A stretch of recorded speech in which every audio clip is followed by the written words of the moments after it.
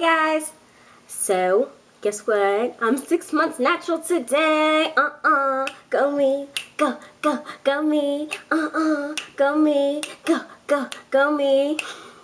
Okay, all jokes aside, I'm like super psyched. I'm really happy with how my hair has grown and just the progress that I've made thus far. So this is my 6 months natural, 6 months post BC, big chop, however you want to put it. This is my 6 months vlog of having natural hair.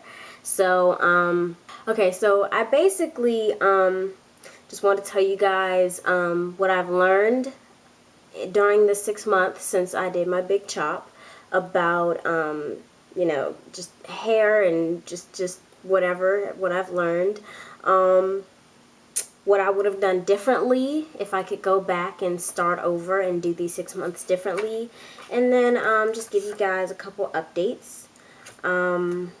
So yeah, so let's start with some of the stuff I've learned. During this 6 months, I have learned that not everything that is supposed to be bad for your hair is, and not everything that's supposed to be good for your hair is. You know, a lot of naturals can be very extreme in how they treat their hair. Some naturals are extremely delicate with their hair. Like, they will only use their fingers, and they never put any kind of heat even to dry or deep condition or anything like that. And that's fine if that works for your hair. But I've learned that not everything that is touted as bad is. For example, paddle brushes are supposed to be bad for your hair because your curls can snarl around the little balls on the tips of the bristles and break your hair off. And I've never had that happen to me. And I've seen other naturals on YouTube and forums and things say that, you know, paddle brushes are a staple in their regimen. So that's one example. Heat is supposed to be really bad for you, and that's not always the case. You can use heat to deep condition your hair, and it's fine. It actually helps your cuticle layer to open up more and receive more of the product or whatever it is that you're using to deep condition. The Tangle Teaser, that is supposed to be, well, that one's kind of on the fence because you either love it or you hate it. I've got a love-hate relationship with my Tangle Teaser. I think it's a great detangling tool, but if you're not being super gentle with it, it can cause hair breakage, which I did mention in my detangling video. So, yeah, I kind of have a love-hate relationship with the Tangle Teaser. You either love it or you hate it. I'm kind of in the middle. So yeah, that's one thing I've learned. Another thing I've learned is we are taught as black women that, you know, you got to get your hair done every 2 weeks, and the hairdresser knows what's best for your hair, and blah, blah, blah, blah. I've learned, hands down, a lot of professionals don't know what they're doing. They have the basic training of how to straighten hair and how to make it look pretty, but they aren't really taught so much of how to maintain hair's health. Now, that's not to say that this is the case of all hair care professionals, but I've learned from my personal experience that it is the case with a lot of them. So, you know, I've seen even hair care professionals over processing clients for relaxers, which basically means putting the relaxer on both the new growth and previously processed hair. That is horrible for your hair. And they might say, oh, you know, her hair's so thick it won't hurt her, blah, blah, blah, blah, blah. That's a lie. Whenever those chemicals are applied to something, they do their job, period, point blank. And the job of relaxers is to remove some of your hair's chemical bonds that naturally occur. And if you're putting it on hair that's already been processed, that hair already has less bonds than what it would normally, and you're taking away even more when you overprocess. So that is horrible. You never want somebody to overprocess your hair, but a lot of hair care professionals do that. They use super high heat with their styling tools with no heat protectant. You know, I've learned a lot about how hair care professionals really don't know as much about proper hair care maintenance and the health of hair as a lot of people that teach themselves. So that's something else. And this isn't really something I've learned, but I'm sure you've noticed, I finally have a ponytail. I was looking at some of my old videos, and in the natural hair male's perspective tag video that I did with OJ, he asked me, do you miss anything about having relaxed hair? And I said, I miss being able to pull my hair back in a ponytail. Now mind you, my ponytail is not big, or pony puff, or rabbit tail, or whatever you want to call it. It's not big, but I can finally pull my hair back, and it's like, it's not all laying down because obviously it's not all the same length. But yeah, I can fix that with some gel. So I'm super, super, super, super excited. I'm going to show you guys my little pony puff. Yeah, this is my little, yeah. And I'm proud of it. So hate if you want, I don't care. I'm definitely proud of it because I couldn't do this even a couple weeks ago. So I'm very happy about that. So yay, I have a ponytail. Woo! Okay, next. Alright, I'm going to tell you guys, if I could go back these past 6 months and do something differently, I'm going to tell you 5 things that I would have done differently with the knowledge that I have now. And these are in no particular order. This is just, you know, what came to me as I wrote these things down. So the first thing I wrote was I would have had someone help me with my big chop. And even though I'm very proud of the fact that I took matters into my own hands and went ahead and cut off my own relaxed ends, I took pictures immediately after to start getting used to what I look like with natural hair. And looking back on those pictures, I can tell that I cut my hair way, way, way uneven. Some places I left a little bit of relaxer on. Some places I cut off too much and actually cut off some of my natural hair that I could have saved and had that length, but whatever.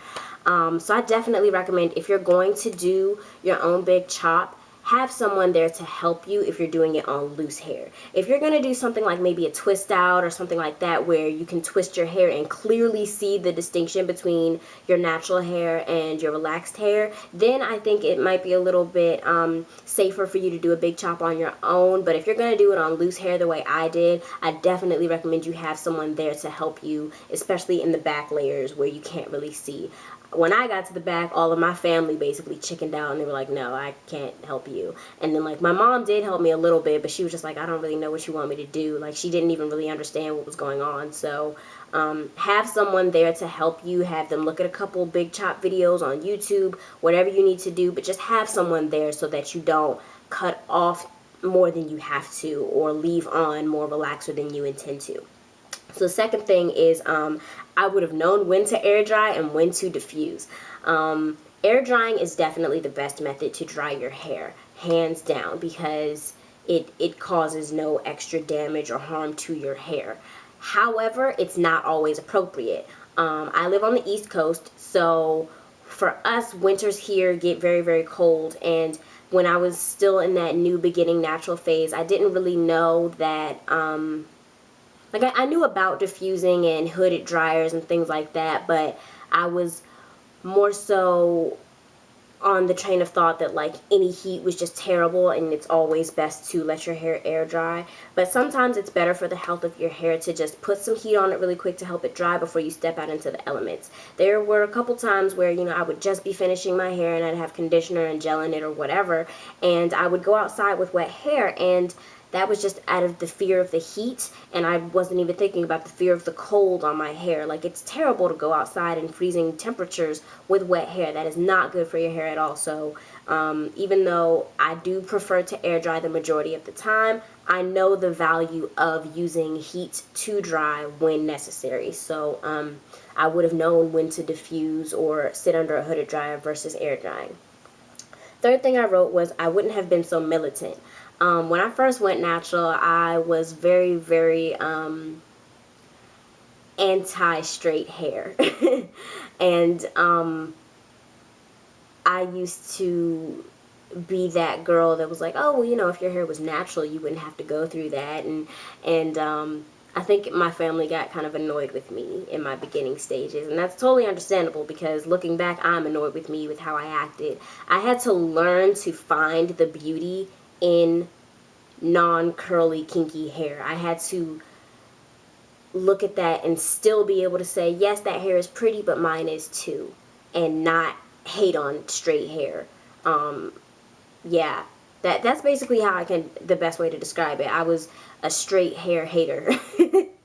So if I could go back, I would be a little more open-minded, which I feel like I am now, but in my beginnings I wasn't very receptive to any other kind of beauty rather than natural black beauty. So you can turn people off with that. So I would recommend you be a little more open. Number 4 was, I would have stuck with some staple products and got out of the product junkie phase faster or sooner. When I first went natural, I did the conditioner only method. That was pretty much the only way I did my hair. Occasionally I would add in some gels or something like that, but I really loved the way my hair looked with conditioner, and I really, really loved the ease of it. I was just like, wow, people make natural hair sound like such a tedious, horrible task, having to take care of it.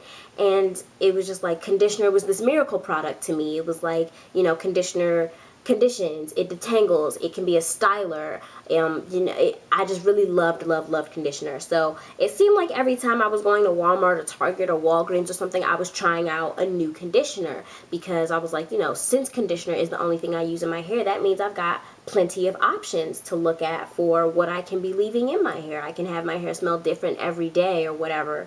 And yeah, that's true.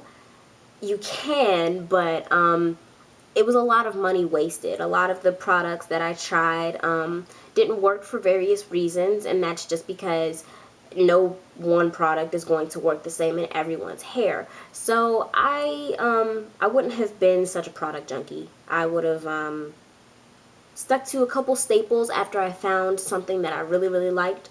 Like my Garnier Fructis Triple Nutrition. I haven't used that in probably a couple months now, but I still love it. That's still a conditioner that will be a staple.